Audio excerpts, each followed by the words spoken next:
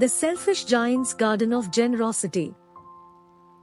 Once upon a time, in a quaint village surrounded by rolling hills and meadows, there lived a selfish giant. This giant had a magnificent garden that stretched far and wide, filled with the most beautiful flowers and towering trees. However, the giant was possessive and selfish, unwilling to share the beauty of his garden with anyone, especially children.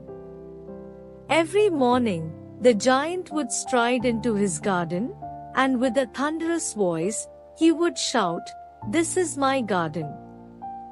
No one else is allowed." His enormous arms would wave, and he'd chase away any children who dared to come near, leaving them with disappointed faces and a longing to play in the lush paradise. The giant reveled in the solitude of his garden, believing that he alone deserved to bask in its splendor. The laughter of children and the innocent joy of play were foreign concepts to the giant.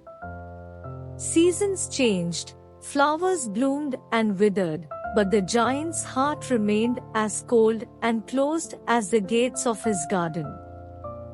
As time passed, the once vibrant village became a somber place, devoid of the laughter and playfulness of children. The giant's garden, though breathtaking, seemed lifeless without the laughter of little ones echoing through its expanse. One winter's day, as a blanket of snow covered the giant's garden, something extraordinary happened. The giant, waking up to the pristine whiteness, found a group of children playing at the edge of his garden. Their laughter carried through the crisp winter air, creating a melody that melted even the iciest hearts. Infuriated, the giant stormed out, shouting, "Get out of my garden! Can't you see it's mine?" But unlike before, the children stood their ground. A brave little girl stepped forward and said, "Mr. Giant, we have no place to play. Please let us stay, just for a little while." The giant, though initially resistant, felt a tug at his heart. The sincerity in the little girl's eyes started to thaw the giant's cold demeanor. Reluctantly, he allowed them to stay, but only in a small corner of his garden. Days turned into weeks, and the giant watched as the children brought life and joy to his once desolate garden.